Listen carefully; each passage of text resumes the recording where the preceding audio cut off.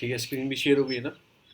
हाँ हाँ हाँ। ठीक है, तो हम आज क्या-क्या पढ़ेंगे मैं आपको थोड़ा ओवरव्यू दे देता हूँ, उसके बाद हम आगे चलेंगे उसमें। आज हम पढ़ेंगे चिलिका लेक के बारे में, जो न्यूज़ में आई है चिलिका लेक के बारे में, उसमें कुछ इश्यू आया उससे रिलेटेड, उसके बारे में हम पढ़ेंगे कि क्या है, कब बनी थी, कब आंसर। फिर इसरो के बारे में पढ़ेंगे क्योंकि इसरो के फ्रंट पेपर पे इसरो की न्यूज़ आई है। कल मैंने आपको पढ़ाया था वो, इसरो ने पीएसएलवी से वो अमेजोनिया करके एक सैटेलाइट और प्लस 18 सैटेलाइट सेंड किए हैं, वो पढ़ेंगे। कब बना, कैसे बना इसरो। फिर उसकी एक न्यू स्पेस इंडिया लिमिटेड है, कोई प्राइवेट ऑर्गेनाइजेशन है जो कॉपरेट करती है उसके साथ, ठीक है ना, इसके बारे में पढ़ेंगे क्या ये ऑर्गेनाइजेशन है। फिर PSLV-C51 जो अमेजोनिया इसका नाम है, जो भेजा है कल, अमेजोनिया फर्स्ट ब्राज़ील के C51, थोड़ा सा इसके बारे में नॉलेज ले लेंगे क्या है ये सैटेलाइट के बारे में।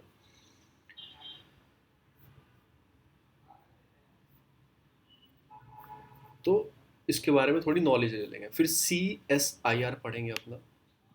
फिर मैं आपको कंपेयर करके बताऊंगा, जैसे मैंने आपको कंपेयर करके बताया था ना, आपको आपको कंपेयर किया था मैंने, आपका वो NAP फार्मास्यूटिकल से कंपेयर किया था, और मैंने फिर कंपेयर किया था आपका जो परमिशन देती है कोविड वैक्सीन को बनने, क्या नाम था उसका बॉडी का? DCGI। हाँ, DCGI। तो मैंने जैसे वो कंपेयर किया था, तो मैं आपको कंपेयर इसके साथ करके, जो आपकी ये वाली बॉडी है CSIR कर ICR से कंपेयर करूंगा, इसे ICMR से कंपेयर करूंगा, तो आपको थोड़ा डिफरेंस, क्योंकि पेचीदा गेम यही होते हैं, यूपीएससी यही खेलता है कि दोनों बॉडी एक साथ दिखा देगा, आपको पता नहीं लगेगा फिर कौन सी बॉडी कौन रेगुलेट करता है, कौन फंड करता है इस बॉडी को। फिर हम दोबारा से रिवाइज करेंगे क्योंकि एडिटोरियल आया government to monitor OTT content, मैंने कल भी आपको बताया था। इसमें और कुछ है कि जैसे 3 टायर, इसने ग्रीवियंस रेसिडेंस मैकेनिज्म है, इसमें 3 टायर, कैसे कैसे 3 टायर मैकेनिज्म है, एप्लीकेबिलिटी क्या है, शेयर ऑफ मतलब कि सेफ हार्बर प्रोविजन क्या है इसमें, तो ये सब एडिटोरियल आया इसके ऊपर। उसमें एडिटोरियल में दूसरी बात की, पर हम थोड़ा इसके बारे में दोबारा से अब देख लेंगे आज, ठीक है ना। तो ये 4-5 चीज़ें हैं आज के न्यूज़पेपर में, और कुछ ऐसी स्पेशल चीज़ नहीं है, और फिर मैं आपको न्यूज़ से ही समझा दूंगा। पहले पेपर में जो न्यूज़ आती है वो आती है इसरो। इसरो ने क्या किया, इसरो पुट ब्राज़ील, अमेजोनिया और 18 सैटेलाइट इनटू ऑर्बिट। कल मैंने बताया था किससे भेजी गई है, आपको पता होगा ये। PSLV 51। पीएसएलवी से भेजी गई हैं, पीएसएलवी से ये सेंड की गई हैं। मतलब कि जो रॉकेट यूज़ किया गया पीएसएलवी यूज़ किया है। कल मैंने आपको पीएसएलवी और जीएसएलवी के बारे में, ये देखो ये होता है, देखो आर्टिफिशियल इंटेलिजेंसी, ठीक है ना, ये मतलब हमारी, मैं बात कर रहा हूँ और ये टैब सारी बात सुन रहा है और बोल रहा है PSLV I found for you. तो पीएसएलवी से बात की गई है, पीएसएलवी और जीएसएलवी में कल मैंने आपको डिफरेंस बताया था, आप जाके एक बार नोट्स जरूर देख लेना, क्योंकि यूपीएससी कई बार जीएसएलवी पीएसएलवी के बारे में पूछ चुका है, कौन सा आपका 3 वाला है, कौन सा 4 वाला है, क्या उनमें डिफरेंस है, कौन सा वो पेट्रोल यूज़ कर रहे हैं, सॉलिड कर रहे हैं, लिक्विड कर रहे हैं, प्रोपोर्शन यूज़ कर रहे हैं, कल मैंने आपको बताया था। प्लीज़ जाके आप नोट्स ही देख लेना, जरूर देख लेना है, आपको याद करना है चीज़ों को, तो क्योंकि ऐसे ही याद होंगे। फिर इस फ्रंट पेपर पे और कोई न्यूज़ नहीं है, जो नेक्स्ट न्यूज़ आती होती नागालैंड से, जो वहाँ की कुछ ट्राइब्स थी, जो वहाँ के ट्राइब्स के लॉ ब्रेक करता ना, जैसे मेरे है, मेरे गांव में एक ट्राइब्स रहते हैं, और जो हमारे डिफरेंट रूल्स रेगुलेशंस हैं, जो हमारे मतलब कि जो लॉ ब्रेक करेगा उसे पनिशमेंट देंगे। तो उन्होंने एक न्यू पनिशमेंट देते हैं कि मतलब वो क्या करते हैं, घास फूस से, आपको सुना कि इचिंग होने लगती है किसी पर्टिकुलर टाइप की, आप ग्रास को छू देते हो तो इचिंग होने लगती है, जहाँ पे छू जाते पूरे शरीर में इचिंग होने लगती है, वो खा जाने लगती है पूरे शरीर में। तो उस टाइप का वो केस बनाते हैं, केस एक जाल बनाते हैं ऐसे हट टाइप का, और उसमें इंसान को जो उनका लो ब्रेक करता है, जैसे कम्युनिटी है, पर्टिकुलर ट्राइब्स है, इसमें नाम दिया गया पर्टिकुलर ट्राइब्स का AOS, ये नाम याद रखना है, नागालैंड की ट्राइब्स है AOS, ओस करके, ये नागालैंड की ट्राइब्स है। तो इसमें होता है कि कैसे पनिशमेंट देते हैं, पर्टिकुलर एक केस बनाते हैं पर्टिकुलर घास का, और उसके अंदर इंसान को बंद कर देते हैं, और उसकी ईचिंग होने लगती है, पूरे दिन खुजाता रहता है, ये पनिशमेंट होता है। खुजली घर बोला जाता है, खुजली घर इन नागामीसीस, ठीक है ना। तो आप थोड़ा याद रखना ये ओस कहाँ की है। बस इतना मैंने बताने के लिए पूरा आपको थोड़ी सी ओवरव्यू डिटेल दे दी। जो वहाँ की कम्युनिटी के लो ब्रेक करेगा, वहाँ के ही लोग जो लो ब्रेक करेंगे, तो उन्हें इस टाइप का पनिशमेंट दिया जाता है, आपको ओस कम्युनिटी में खुजली घर बना के। नेक्स्ट न्यूज़ चलते हैं, नेक्स्ट न्यूज़ चलते हैं, आगे चलते हैं। दूसरी न्यूज़ आती है आपका इवेक्शन ऑफ पाम, मतलब जो जब इवेक्शन ऑफ पाम, आपके घिरीज जो होते हैं रीस्टार्ट एट सिविल, मतलब कि चिलिका लेक। कुछ हमें न्यूज़ याद नहीं करने की, उसमें चिलिका लेक के बारे में पढ़ना है। इविकेशन इस नाम कर दे कि पाम्स जो होते हैं आपके पाम प्रॉन्स जो होते हैं ग्रीस को, उनको रीस्टार्ट कर दिया चिलिका लेक में। हमें कुछ नहीं पढ़ना, हमें चिलिका लेक के बारे में पढ़ना है, ये हमारे लिए इंपॉर्टेंट है। हम जाएंगे अपने नोट्स पे। आता है टॉपिक, आता है चिलिका लेक, ठीक है ना। ये एशिया की, पूरे एशिया की लार्जेस्ट और वर्ल्ड में सेकंड लार्जेस्ट लगून है। लगून आपको पता ही होते हैं कि कैसे डेवलप होते हैं, कि 3 तरह के लगून होते हैं, एल्टस होते हैं, एल्टोस होते हैं। वो मैं कभी ज्योग्राफी से आपको बताऊंगा, कभी आप पढ़ाऊंगा, लगून डिफरेंट पढ़ा दूंगा, कभी आप बोलोगे तो। लगून 3-4 टाइप के होते हैं, पर ये क्या है आपको क्या एशिया का लार्जेस्ट लगून है और वर्ल्ड का सेकंड लार्जेस्ट है, आपको ऐसे याद रखना है। It lies on the east coast, मैंने आपको बता ही रखा है कि जैसे उड़ीसा है वेस्ट बंगाल के जस्ट नीचे, और यहाँ पे क्या पड़ता है आपका चिलिका लेक पड़ती है, ठीक है ना, बे ऑफ बंगाल में small strip of small land. अभी क्या है कहाँ पे पड़ती है कि पूरी कुंद्रा और गंजम डिस्ट्रिक्ट और Orissa on the east coast of India पड़ती है। नाम कुछ याद में रखना, दया रिवर, दया रिवर इसके माउथ पे, बस ये याद थोड़ा याद रखना, रख सकते हो दया रिवर, ठीक है ना। कितने स्क्वायर किलोमीटर की, इस पैराग्राफ में कुछ याद मत रखना, बस दया रिवर का नाम याद रखना, उसके माउथ पे।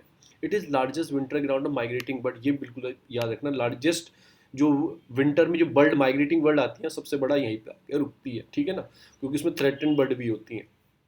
1981 में क्या किया गया था, चिलिका को रामसर में, मतलब कि फर्स्ट जो वेटलैंड बनाई गई थी रामसर में, चिलिका को बनाया गया था। ये कल किसी ने बताया भी था, शायद मयंक ने बताया कि फर्स्ट ये चिलिका लेक थी जो रामसर में कन्वेंशन में ऐड की गई थी, फर्स्ट इंडिया की, ठीक है ना। मेजर अट्रैक्शन क्या है चिलिका, इरावाडी जो डॉल्फिन है वो भी इसमें मतलब है मेजर अट्रैक्शन, और स्टेटपोल मतलब इसमें आइलैंड्स भी हैं, स्पोर्टेड की गई हैं इसमें स्टेप पाडा आइलैंड्स के अंदर।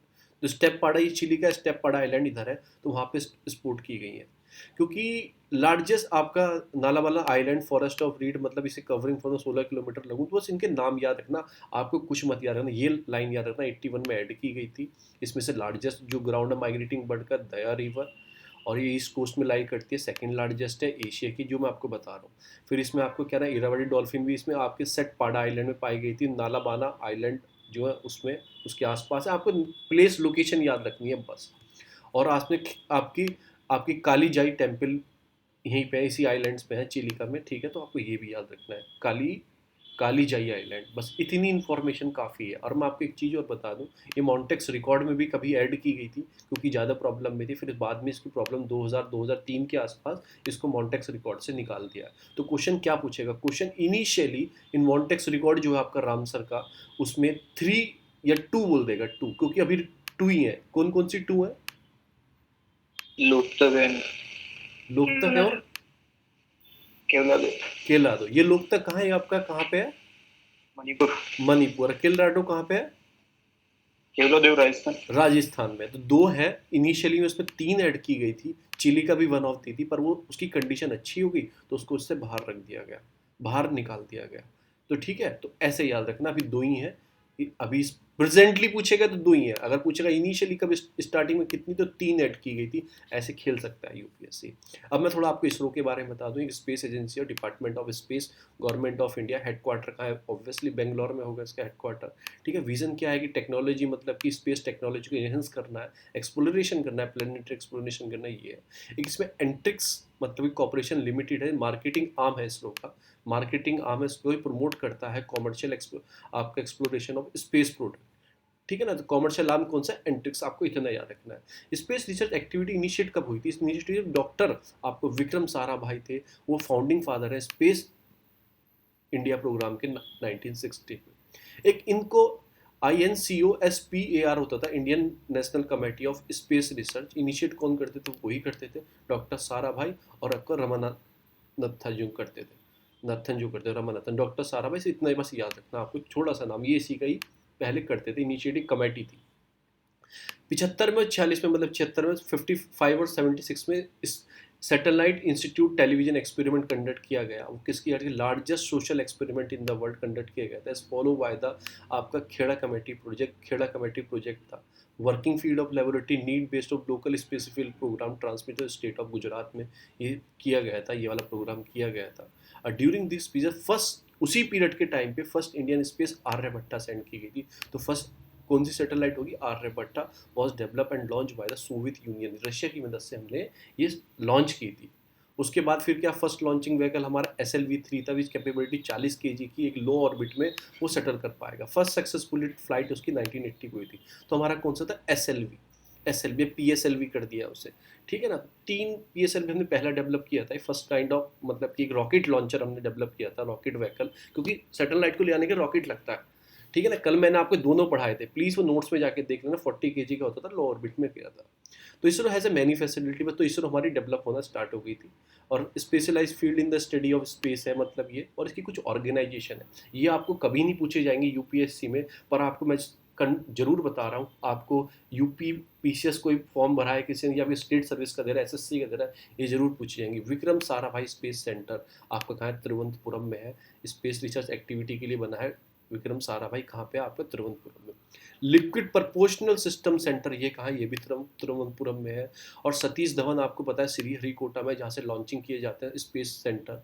स्पेस एप्लीकेशन सेंटर ये अहमदाबाद में है। स्पेस एप्लीकेशन सेंटर ये अहमदाबाद में है। नेशनल रिमोट सेंसिंग सेंटर जो है वो हैदराबाद में। मैंने कल भी आपको 2 दिन से लगातार पढ़ा रहा हूँ, NRSC। तो प्लीज़ ये आपको याद रखने हैं। लिक्विड वाला देखो, 3 तो आपको याद रहेंगे। विक्रम साराभाई तिरुवनंतपुरम में, लिक्विड प्रोपोर्शनल वाला भी तिरुवनंतपुरम में, श्रीहरिकोटा तो आपको पता ही है, जहाँ से सतीश मतलब कि हरिकोटा वाला सतीश धवन वाला। बस आपको 2 याद रखने हैं, एप्लीकेशन सेंटर और रिमोट सेंसिंग सेंटर, ये हैदराबाद में अंदर है। फिर आता है आपका न्यू स्पेस लिमिटेड जो है, मतलब NSIL जो है आपकी, ये क्या है कि incorporated as the wholly owned by government of India undertaking. ये सेंट्रल PSU के टाइप के एंटरप्राइजेस है। और ये Antrix is the another PSU under the department of space, जो मैंने ऊपर बताया था आपको, कॉमर्शियल आर्म ऑफ इसरो। तो ठीक है ना, ये इस टाइप से वर्क करते हैं। ये क्या करता है कि NSIL क्या है? Function under the administration control of the department of space. It's aim to commercial exploit the research and development. मतलब कि एक तरह से क्या करना है कि commercially exploit research and development ISRO centre constitute, इन दोनों को मिलके एक साथ। ठीक है ना। इंडियन इंडस्ट्री को मतलब स्केल अप करेगा हाई टेक्नोलॉजी मैन्युफैक्चरिंग के लिए, मतलब कि प्रोडक्शन बेस के लिए, मीटिंग के लिए, growing the needs of Indian space program. जैसे कोई चीज़ बनानी है, हमें सैटेलाइट डेवलप करनी है, ठीक है ना, तो हमें अब क्या करना पड़ेगा? अब इसके प्रोडक्ट खरीद कर लाएंगे। जो इंडियन की इंडस्ट्रीज है, प्राइवेट यूनिट है, वो भी इसमें पार्ट कर सकती है। न्यू स्पेस इंडियन लिमिटेड में क्या है कि हमें इस पार्ट की ज़रूरत है, तो इनकी टेक्नोलॉजी का मैन्युफैक्चरिंग हम इनसे करा सकते हैं, कोई प्राइवेट इंडस्ट्री चाहे तो। इस तरह स्केल अप करने के लिए न्यू स्पेस इंडियन लिमिटेड को फर्दर डेवलप किया गया कि grow the Indian industry in the space sector. इनका ग्रोथ ये फंक्शन आप इसके जाके खुद पढ़ लेना, इतनी चीज़ नहीं पढ़ा सकता। बोलो small satellite technology transfer to industry where NSCL obtain a licence from the DSO SIOR सब लाइसेंस इंडस्ट्री लेते हैं इसमें। Manufacturing small satellite launch vehicle SSLV in the collaboration with private sector, की प्राइवेट सेक्टर को एक तरह से बढ़ावा दे रहे हैं कि polar satellite through the Indian industry. तो उसकी जो चीज़ें हैं वो इंडियन मतलब कि क्या कर रहे हैं, प्राइवेट सेक्टर को एक तरह से इसमें लाने की कोशिश इस तरीके से की जा रही है। तो ये है आपका NSIL। फिर आता है आपका PSLV 351, जो मैं C51 सॉरी, जो मैंने कल आपको बताया था कि अमेजोनिया इसका नाम, दूसरा नाम इसका क्या है कि Amazonia primary satellite and launch in the called Amazonia. और ये ब्राज़ील की है, अमेजोन से नाम याद रहा, ब्राज़ील की है। ठीक है ना, जो लॉन्च की गई है अब सतीश धवन से, मतलब कि लॉन्च की गई, प्लस 18 सैटेलाइट और की गई हैं छोटी मोटी। ठीक है ना, इसका वेट कितना है, इतना कभी कभी पूछ लेता है। इस ऑप्टिकल जो इर्बिट ऑब्जर्वेशन सैटेलाइट है, ये ऑप्टिकल अर्थ ऑब्जर्वेशन सैटेलाइट है, जो national institute of space research जो है आपका ब्राज़ील का जो है, उसने लॉन्च किया, नेशनल इंस्टीट्यूट स्पेस रिसर्च इसने की है। C51 Amazonia one the first dedicate commercial missile of NSIL। देखो ये first commercial missile government of India company under department of space. इतना ये लाइन जरूर पूछ सकता है आपसे, ये वाली government of India under department of space के अंदर आती है NSIL।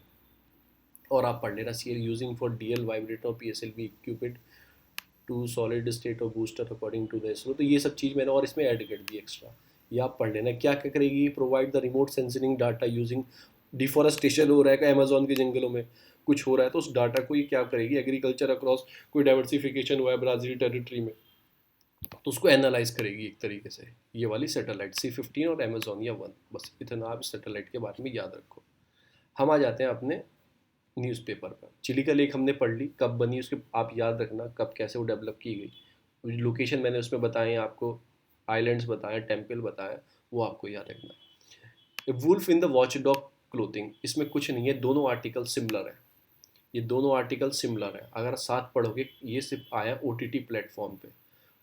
More big government than a big tech, तो गवर्नमेंट को ऊपर ला दिया है। बिग टेक कंपनी जो है ना अपनी टेक्नोलॉजी वाली कंपनी, अब उनके ऊपर आ गया है। हमने आईटी एक्ट से उनके ऊपर कंट्रोल कर लिया है। जैसे OTT platform, over the top वाले प्लेटफॉर्म्स है।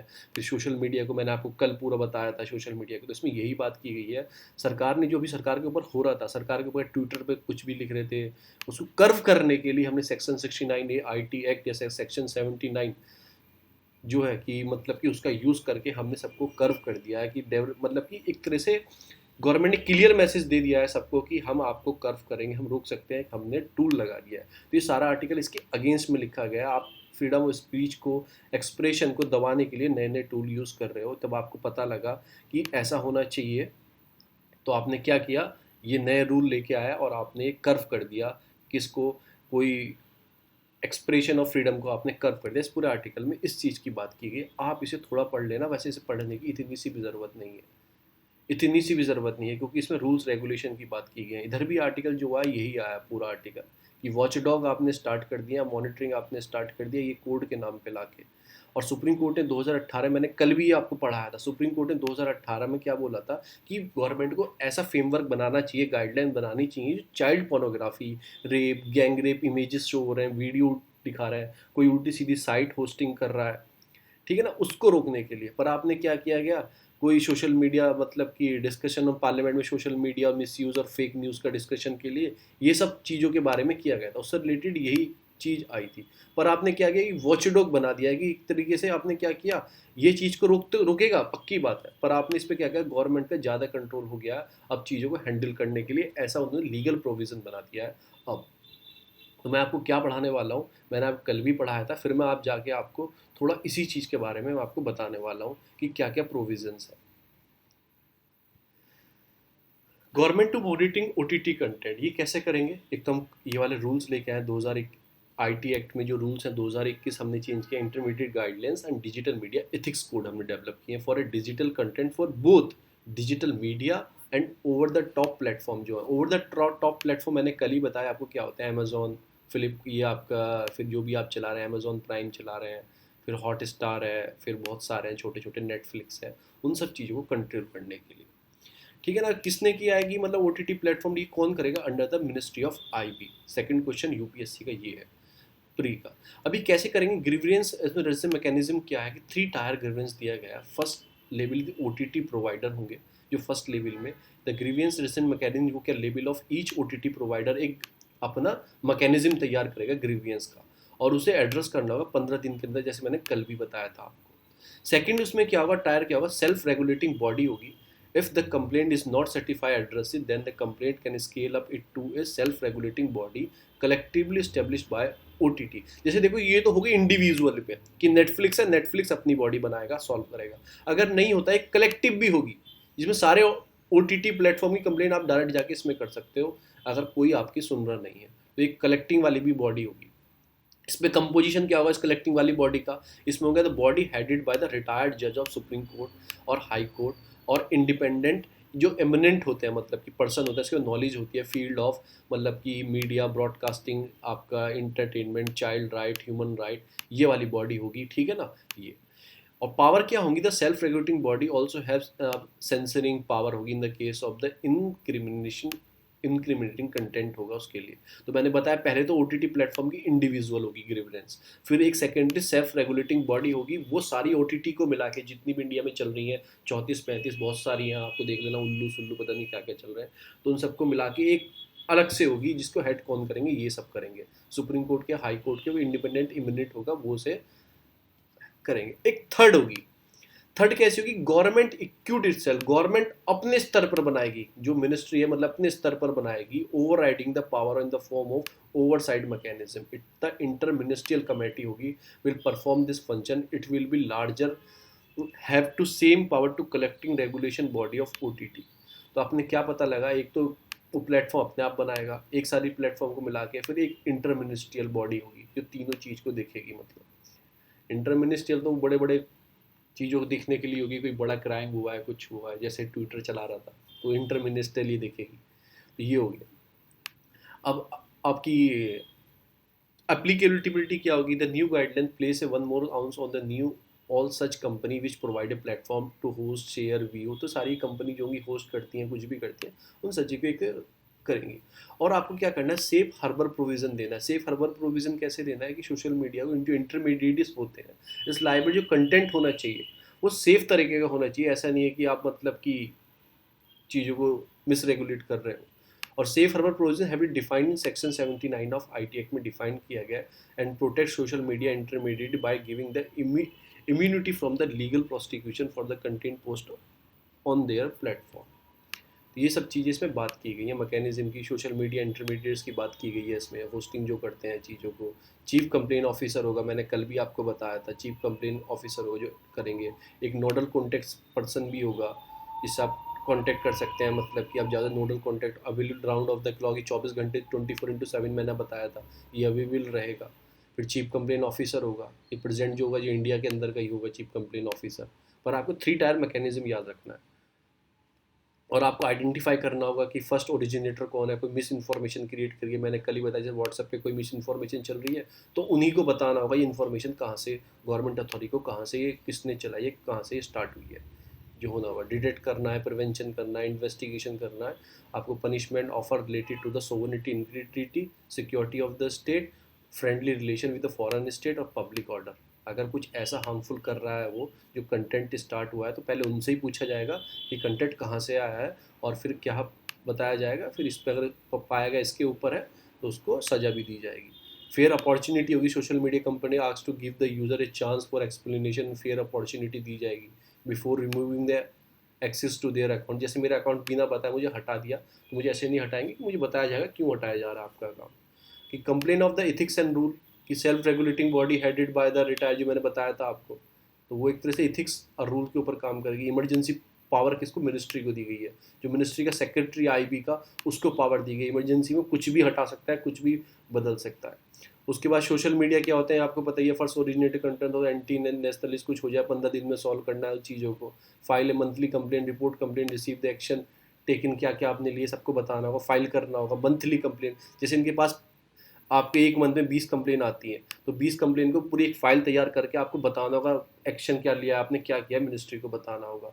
डिजिटल न्यूज़ को मतलब कि जो follow by the press council of India, cable network जो एक्ट है उनको फॉलो करना होगा। सेल्फ रेगुलेटिंग बॉडी उन्हें भी बनानी होगी जो कोड ऑफ एथिक्स से काम करेगी। और IB ministry to form a panel to oversight the mechanism, वो चेक करने के लिए एक पैनल भी बनाएंगे। और फिर ये जो चलाते सर्टिफिकेट नहीं देते थे, मतलब कि अंडर ए है, अंडर 7 है, अंडर 16 है, ये देखने के लिए, तो अब वो सेल्फ क्लासीफाई करेंगे कि आप जो दिखा रहे हो ये कौन से अंडर में आता है। एज वेरिफिकेशन मैकेनिज्म भी होगा। अब क्या क्या होता था, नेटफ्लिक्स कोई भी खोल लेता था, अब एज वेरिफिकेशन कोई मैकेनिज्म भी तैयार किया जाएगा। ये कुछ रूल्स है, आपको इसमें कुछ चीज़ मैं बताऊँ क्या याद रखनी है, वो 3 टायर स्ट्रेटेजी जो है ये आपको थोड़ा याद रखनी है जो मैंने आपको बता दी। वही आर्टिकल में आया, चाहे आप पूरे आर्टिकल को पढ़ लेना, बस एक चीज़ ऐड कर दी गई, you are curbing the speech. अभी क्या होता था, फ्रीलांस क्या होते थे, मतलब कि जर्नलिस्ट होते थे, उनको कर्व करने की बात की गई है। अभी यूट्यूब पे क्या चल रहा है, कुछ चैनल्स है, क्या चल रहा है यूट्यूब पे, कुछ चैनल्स मतलब जो अपने नेशनल मीडिया के चैनल हैं कुछ फेवर कर रहे हैं, कुछ चैनल अगेंस्ट जा रहे हैं। उससे सबसे बड़ा जो अगेंस्ट जा रहे हैं वो यूट्यूब के जो यूट्यूबर्स हैं, कुछ कोई भी माइक लेकर निकल गया, उनको कर्व करने के लिए ये इस आर्टिकल में बात की गई है। आप परसुइंग ये साइंटिफिक ट्रूथ, इन सब चीज़ों की बात की गई है। नहीं सॉरी, इसमें आएगा ये विदाउट एनी डिस्कशन, तो आप एक तरह से दबा रहे हो चीज़ों। जो नेक्स्ट आर्टिकल आता है, आज साइंस डे है। कल भी मैंने आपको एक आर्टिकल पढ़ाया था, उस आर्टिकल में मैंने क्या पढ़ाया था, इंडिया की जो फाइलिंग है, मतलब कि जर्नल, एक साइंस जर्नल होते हैं, उसमें क्या होती है, अपनी रिसर्च होती है, मतलब आप कोई साइंटिस्ट ने कुछ रिसर्च की, उसमें जाके आप उसमें पब्लिश कर दो, और फिर जब पब्लिश हो जाएंगे तो कुछ साइंटिस्ट उसे पढ़ते हैं, उसे देखते हैं ऑथेंटिक है या हाई टाइप की रिसर्च है या फिर वैसे ही है नॉर्मल, तो उस टाइप। तो इंडिया की 3rd पोजीशन थी जर्नल में पब्लिश करने के लिए, मैंने आपको बताया था 1,35,000 के आसपास। और ठीक है, हमारी जो परसेंटेज थी पब्लिश करने की, चाइना से भी और यूएस से भी ज़्यादा थी। पर रिजल्ट क्या निकल रहा था, जो हमारी कंटेंट होते थे वो कंटेंट इतने हाई पावर नहीं थे इन कम्पेयर टू चाइना में। 0.7%, जैसे 1,35,000 पब्लिश किए ना हमने जर्नल में, 0.7% ही उसमें काम वाले थे और सब ऐसे ही थे। तो देखो कितने मतलब लो फ्रिक्वेंसी थी हमारी। उसके बाद हमारा पेटेंट हम सबसे कम करते हैं। इवन इसराइल और चाइना, यूएस इतना ज़्यादा करते हैं, 58,000, 57,000, 58,000। हम 2,000 ही किए हैं 2019 में। तो हमारी पेटेंट करने की जो वो थी, वो भी कम है हमारी, कल मैंने आपको सब बताया था। उसके बाद जो हमारा जीडीपी हम खर्च करते हैं साइंस टेक्नोलॉजी के ऊपर, हम इसराइल से भी कम करते हैं। एक ठीक है ना, 0 पॉइंट कितना था, 76% था जितना हम जीडीपी के ख़त्म करते हैं, वो बढ़ाना होगा। मैंने 3 आपको सॉल्यूशन बताए थे। एक तो जीडीपी साइंटिफिक रिसर्च में बढ़ाना होगा, दूसरा हमें क्या बढ़ाना होगा, हमें कोलोब्रेशन करना होगा स्टेट और सेंट्रल का, और जो स्टेट को भी फंडिंग करना होगा इनोवेटिव रिसर्च के लिए, साइंस टेक्नोलॉजी के लिए, क्योंकि साइंस क्या है, साइंस एक मेजर थिंग है डेवलपमेंट के लिए, प्रोसेस के लिए, किसी भी चीज़ के लिए साइंस मेजर थिंग है। कल मैंने आपको ऐसा पढ़ाया था। क्यों पढ़ाया था, आज साइंस डे है, ठीक है, नेशनल साइंस डे है। क्यों सेलिब्रेट करते हैं, ये इसलिए सेलिब्रेट करते हैं कि Raman effect came to be known, Raman effect जो आया था उसके लिए हम आज सेलिब्रेट करते हैं, इसलिए हम ये सेलिब्रेट करते हैं। Raman discovery the marks of the pinnacle from where he would win a Nobel prize in physics 2 year later, उन्हें नोबल प्राइज भी मिला था। और ये इंडियन साइंस है, मतलब Indian face of Indian science, तो उस चीज़ के लिए मिला था। सारी चीज़ में यही जिक्र की गई है। इसमें ऑब्जेक्टिव जो हमारी स्टेप पॉलिसी आने वाली है, ये आने वाली है नेशनल, जो आपकी एजुकेशन पॉलिसी आई है उसमें हमने उसके बाद फिर आपकी ड्राफ्ट रखा गया आपका स्टेप के लिए, मतलब कि वो national science technology innovation policy 2000 पर ड्राफ्ट रखा गया। जो स्टेप है कि हमें क्या अब बढ़ाना है, हमें कोलोब्रेशन को बढ़ाना है, साइंटिफिक लैब डेवलप करनी है। और नेशनल एजुकेशन पॉलिसी बोलती है कि हर कॉलेज में, स्कूल में हमें क्या पढ़ाना है, एक लैब डेवलप करनी है, साइंटिफिक वे से स्टडी करनी है। तो इन सब चीज़ की बात की गई है, इस पर मैं फोकस नहीं करूँगा। 8-9 बार ये पढ़ा चुका हूँ। नेशनल एजुकेशन पॉलिसी की हार्मफुल इफेक्ट भी बता चुका हूँ आपको। और स्टेप की अभी ये ड्राफ्ट है, ड्राफ्ट में जब ओरिजिनली फॉर्म हो जाएगा इस मंथ के अंदर अंदर हो जाएगा, तब हम पूरा वो निकाल के पढ़ लेंगे। उसी के ऊपर आया। प्रॉब्लम मैंने आपको बता दी है। अब तक 4-5 तरह की 5वीं पॉलिसी आई है, जो आपकी स्टेप वाली है 5वीं पॉलिसी साइंस टेक की। पहली, उससे पहले 4 आ चुकी हैं, कल मैंने पढ़ाई थी, उससे पहले 4 आ चुकी हैं। आपको पता है ना कब आई है, 58 में, फिर वो इंदिरा गांधी के 83 में, फिर ये 2003 में, फिर आपकी 2013 में, 2002 में, और 2013 में, और दो 2003 में थी एक, हाँ 2003 में थी। और फिर उसके बाद फिर 2011, फिर ये 2011 में, 13 में, 11-13 में से एक, अभी 50 है ना, हाँ अभी 58 फिफ्थ है। से तो स्टार्ट हो ये रहा वाली है। 2020 वाली ड्राफ्ट जो रखा गया है फिफ्थ है।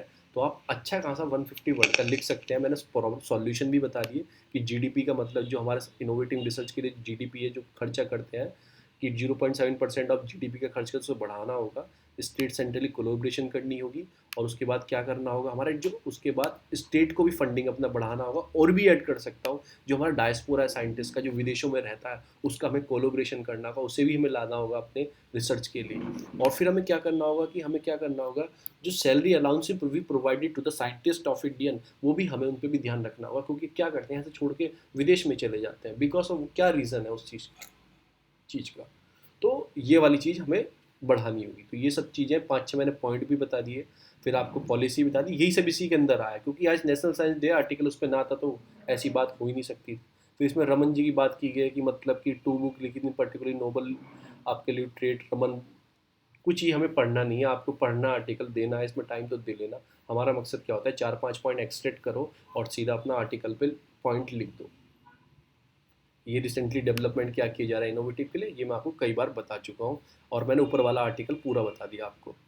Big government than a big tech, government ऊपर हो गई है बिग टेक से, क्यों हो गई है वो आपको पता ही है। अब वो कर्व करना स्टार्ट करिए प्लेटफॉर्म को। अब तक जो चीज़ आप देख के इंजॉय करते थे, अब आपको नहीं मिलेगा। बिजनेस एज यूजली भी कुछ काम करनी है, नेपाल गवर्नमेंट ऊपर नीचे हो रही है, ये भी कुछ काम करनी है हमारे। आगे चलते हैं। CISR बारे में पढ़ाऊंगा, lab help to develop a key molecules for a Covaxin. देखो CSIR भी काम कर रहा है, ICMR भी काम कर रहा है, तो कितनी बॉडी काम कर रही है, तो आपको कन्फ्यूज़न क्रिएट होगा। तो मैं आपको जाता हूँ CSIR के बारे में बताने के लिए।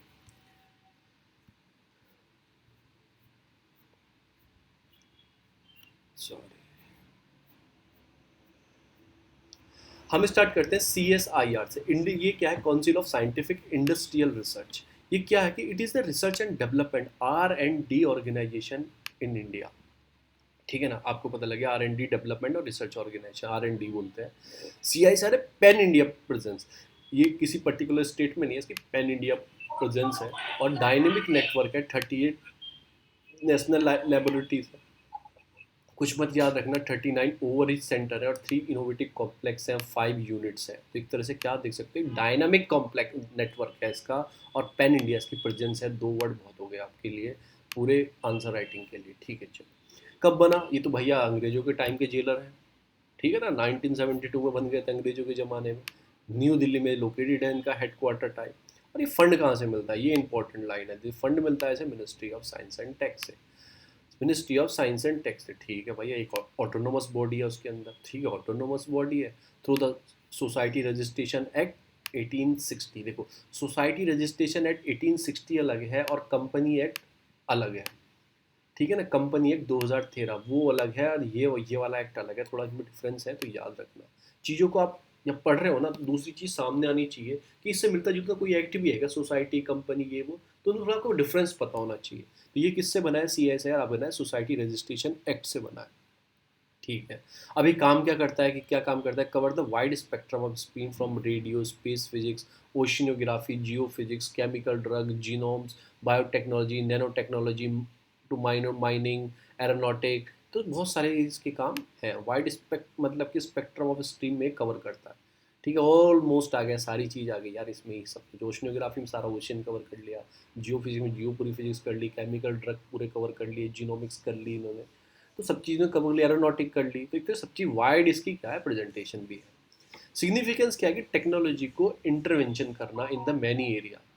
कैसे एरिया में, सोसाइटी इफेक्ट मतलब कि regarding society including environment, health, मतलब कि इन चीज़ों में इनोवेटिव। जैसे पानी पी रहे हैं, पानी को क्या इरीगेशन कर रहे हैं, पहले क्या वो नाला खोल दिया भाई पानी भर रहा है, फिर ये क्या बोला कि डिप इरीगेशन करो, जहाँ पे ज़रूरत है वो एक एक पॉइंट मतलब टपकता रहे उसकी जड़ के ऊपर, रूट्स के ऊपर। ये क्या इनोवेटिव थिंक होगी, तो उस टाइप की इनकी इनोवेटिव रहती है। ड्रिंकिंग वाटर में क्या इनोवेशन ला सकते हैं, क्या फूड हाउसिंग के लिए कर सकते हैं, एनर्जी सेक्टर के लिए क्या कर सकते हैं, ये सब चीज़ें।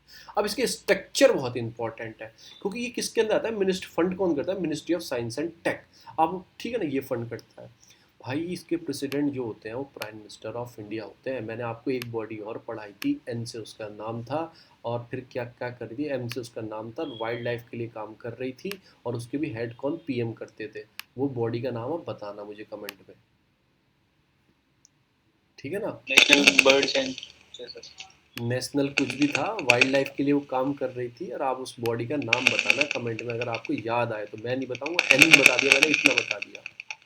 जिसे प्राइम मिनिस्टर हेड करते थे, मैंने दोनों बॉडी बताई थी, एक को मिनिस्ट्री ऑफ एनवायरनमेंट हेड करते थे और एक को आपके प्राइम मिनिस्टर हेड करते थे। उन दोनों में कंफ्यूजन रहता है हमेशा, ठीक है ना। तो ये भी कौन करता है, प्रेसिडेंट। वाइस प्रेसिडेंट कौन होते हैं इसके, union minister of science and technology वाले, एक्स ऑफिशियो होते हैं। उस बॉडी में भी कुछ ऐसा ही था, वाइस उसके मिनिस्ट्री के थे और हेड कौन करते थे, आपके कौन करते थे, प्राइम मिनिस्टर। तो ये कौन करते हैं, प्रेसिडेंट कौन होते हैं, इसके प्राइम मिनिस्टर होते हैं। गवर्निंग बॉडी होती है, इसमें डायरेक्टर जनरल्स होते हैं, head of the governing department, ex officio होते हैं। कुछ मत याद रखना। Other member in terms of 3 year, जो अदर मेंबर्स होते हैं 3 साल के लिए बनते हैं। गवर्निंग बॉडी भी होती है। तो प्रेसिडेंट, वाइस प्रेसिडेंट याद रखना कौन होता है। फंड कहाँ से आता है, वो मोस्ट इंपॉर्टेंट है, कि ministry of science and tech से इसका फंड आता है। चलो, ऑब्जेक्टिव क्या होते हैं, वही साइंटिफिक रिसर्च इंडस्ट्रीज के लिए अप्लाइड रिसर्च और नेशनल इंपॉर्टेंस। एक्टिविटी क्या, promotion, guidance, coordination of scientific industrial research. Establish करता है कि असिस्टेंट टू स्पेसिफिक इंडस्ट्रीज के लिए असिस्टेंट रिसर्च आपके स्टूडेंटशिप और फेलोशिप देता है। यूटिलाइज करता है result of research of coordination के लिए। इस्टेब्लिश टू मेंटेन, ये लेबोरेटरी मेंटेन करता है। एक विजन स्ट्रेटजी 2020-2022 है। They pursue the science with a spirit of global impact. The technology enable the innovative drive industries and nature transdiscipline leadership, thereby catalyzing the inclusive economic development of the people of India. Inclusive economic development करना है, कैसे करना है, innovative research, इन सब चीज़ों से। एक vision strategy 2022 की है, वो इसी की है। इसे अवार्ड भी मिल चुका है, Shanti Swarup Bhatnagar prize of for science and technology, name after the founding director of CSR। अब शांति स्वरूप बहुत इंपॉर्टेंट फिगर है, ये क्वेश्चन आया है, मैंने अपनी आंखों से देखा है, तो हम इनके बारे में थोड़ा जाके पढ़ेंगे। फाउंडिंग डायरेक्टर हैं इसके, फर्स्ट डी जीते CSIR के, और ठीक, ही play significant roles in science and tech, और ये पहले चेयरमैन भी रह चुके हैं यूजीसी के, ठीक है ना। कुछ इन मतलब कि विद काम भी कर चुके हैं, ये बात याद रखना। बस आपको क्या याद रखना, शांति भूषण कौन थे, इसके फाउंडिंग डायरेक्टर थे। जैसे मैंने आपको क्या बताया, आज मैंने आपको क्या बताया था, स्पेस वाले के कौन थे founding director, father of space किसे बोला जाता है, विक्रम साराभाई। हाँ, तो बस ऐसे ही नहीं याद। हम पढ़ते हैं ICMR, क्योंकि इसका भी काम क्या है, ये भी काम कोऑर्डिनेटिंग करती है। आपको मेडिकल रिसर्च के लिए, और बायोमेडिकल रिसर्च के लिए ये भी काम कर रही है। तो इसका क्या काम है कि ICMR क्या है, एपेक्स बॉडी है इंडिया की, formulate coordination promotion of bio medical research में काम करती है। ठीक है ना, बेनिफिट करती है सोसाइटी को, ट्रांसलेट मेडिसिन इनोवेटिव कोई चीज़ के लिए, introducing them to public health के लिए। और इसको फंड कहाँ से प्रोवाइड होता है, इसको फंड प्रोवाइड होता है government ministry of health and family welfare से, उसका डिपार्टमेंट है हेल्थ रिसर्च। तो इन थोड़ों के बारे में आप डिफरेंस याद रखना कि दोनों का डिफरेंस अलग अलग है। ये हो गया हमारा आज का जो बचा है इसमें। हिंदू तो खत्म हो गया, फिर मैं हिंदू में आ जाता हूँ, और कोई न्यूज़ से रिलेटेड नहीं थी, मैं आपको आगे चलता हूँ, थोड़ा ऊपर ऊपर से ओवरव्यू और चीज़ों और न्यूज़ के बारे में आपको ओवरव्यू बता देता हूँ। CBDT मतलब CBDT बाद में पढ़ लेंगे। CBDT है आपकी जो डायरेक्ट मतलब कि टैक्स वाली है यूनिट है। ठीक है, central board of direct tax किसके अंदर आती है, आप ये बताना है किसके अंदर आती है। कोई डिपार्टमेंट है उसका भी, मतलब मिनिस्ट्री ऑफ फाइनेंस का उसके अंदर। फिर PM call for water conservation drive, PM ने स्टार्ट किया कि वाटर कंजर्वेशन ड्राइव तमिलनाडु में। आपने सुना था क्या, आपने एक बार सुना तमिलनाडु में पानी वो 5-5 हज़ार रुपए की टैंक फुल, ये वो बहुत बड़े वाटर क्राइसिस तमिलनाडु में आए थे। तो वही उन्होंने उसके बाद कुछ चीज़ों को उन्होंने स्टेप लिया, कंपलसरी कर दिया कि मतलब कि वो रेन हार्वेस्टिंग के लिए आपको घर का मॉडल बनाए तो रेन हार्वेस्टिंग आपको करनी होगी, ये सब करना होगा। तो वो यही चीज़ है। तो हमने क्या है कि जो जल शक्ति मिनिस्ट्री है launching 100 day campaign catch the rain campaign soon. Catch the rain campaign, मैंने बताया ना रेन हार्वेस्टिंग के लिए उन्होंने घर बनाओगे तो रेन हार्वेस्टिंग प्रोसेस आप कंपलसरी कर दिया है तमिलनाडु गवर्नमेंट ने।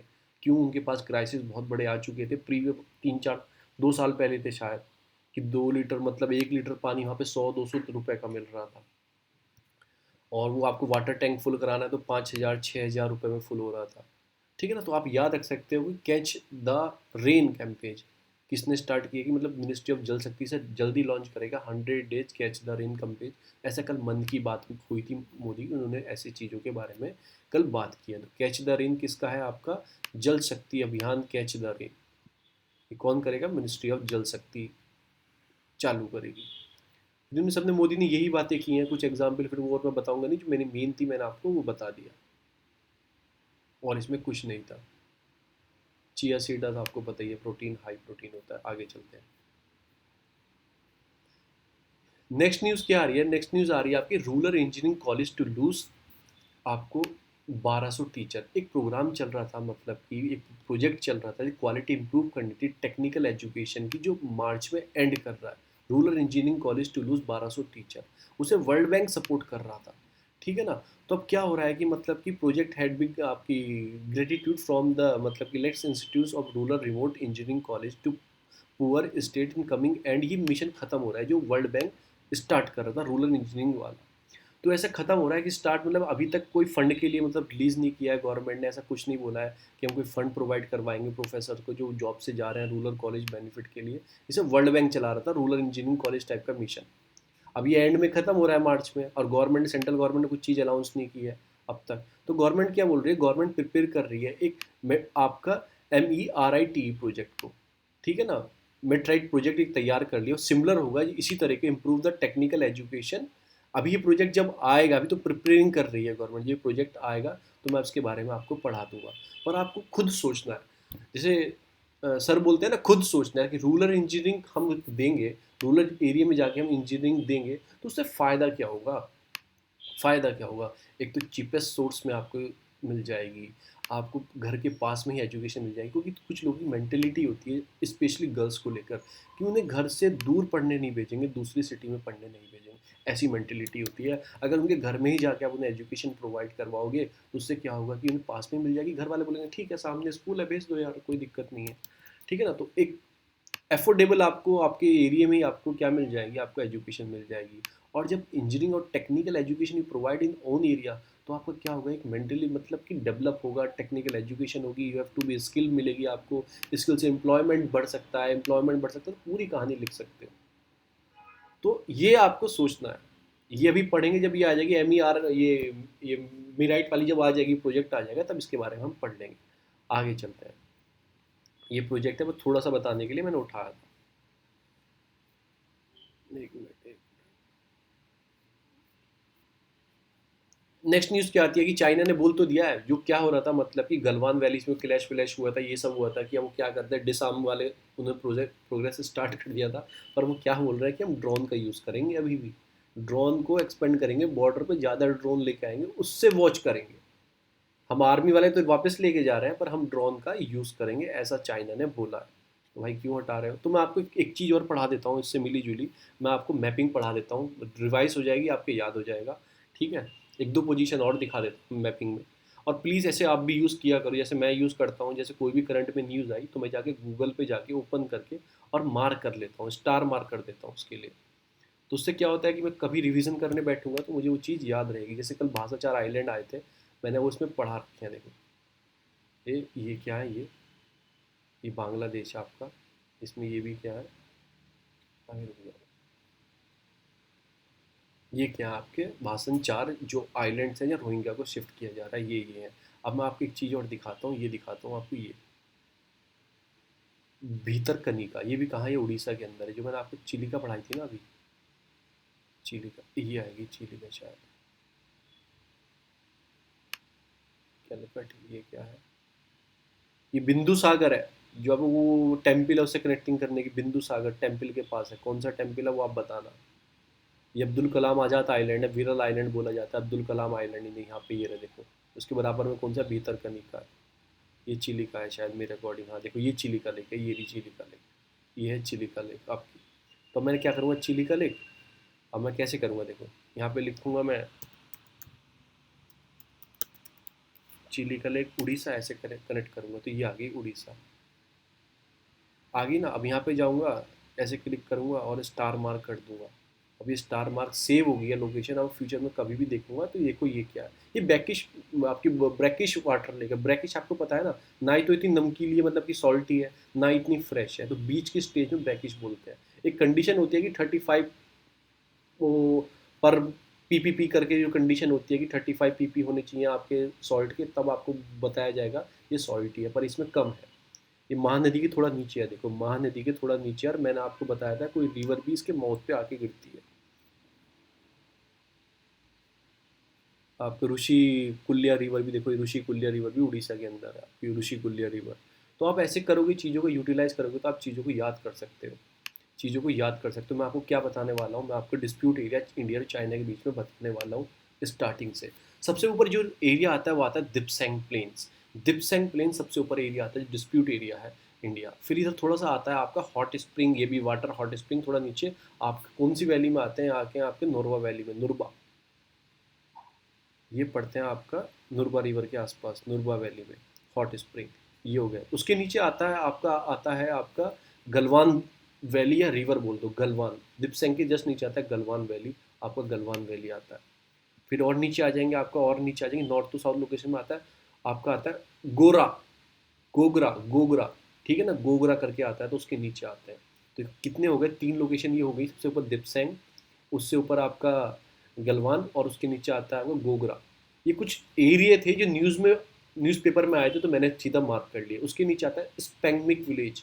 ये किसके पास है, ये लद्दाख रीजन में स्पेंगमिक, जहाँ पे 3 इडियट की शूटिंग हुई थी, स्पेंगमिक विलेज। उसके नीचे क्या आता है, ये पेंगोंग तेसो लेक है। तेसो इसकी ईस्ट साइड बोली जाती है, पेंगोंग इसकी वेस्ट साइड बोली जाती है, पूरी लेक लेक की। तो वेस्ट साइड कहाँ है, वो इंडिया के पास है, तो स्पेंगमिक विलेज इंडिया के पास है। उसमें फिर नीचे आता है आपके, आते हैं चुसूल, जस्ट नीचे के साइड आते हैं चुसूल, आते हैं आपके पेंगोंग के नीचे के साइड आते हैं, साउथ साइड क्या आता है आपके चुसूल। चुसूल के नीचे क्या आता है आपका, आता है स्पेंगूर तेसो। ये भी इंडिया ने कब्जा कर लिया था, फिर यहाँ चाइना ने बोला आप यहाँ से पीछे चले जाओ, क्योंकि बिल्कुल ये तो एक्चुअल लाइन पे आ गया ना, ये तो एक्चुअल लाइन है। वो एक्चुअल मतलब कि ये वाली बिल्कुल लाइन है, मैकमोहन लाइन पे हम आ गए थे। हमने इधर से आगे बढ़ गए थे, वो उधर से आगे बढ़ रहे थे, हम इधर से बढ़ गए थे। तो आपको स्पेंगूर तैसो याद रखना है। उसके नीचे आता है आपका रोंगो, रोंगो, और रोंगो के नीचे आता है डेमचौक। ये कुछ लोकेशन है नॉर्थ टू साउथ, प्लीज़ आप कई बार याद है, मुझे तो याद हो गई है आपके। स्पेंग आपका दिपसेंग हो गया, गलवान हो गया, गलवान के नीचे आपका गोरो करके आएंगे, फिर स्पेंगमिक आएगा, चुसूल आएगा, चुसूल के नीचे रेंगो आएगा, रेंगो स्पेंगूर आएगा, फिर रेंगो आएगा, फिर डेमचौक आएगा। ये कुछ लोकेशन आपको याद रखनी है जो चाइना से है।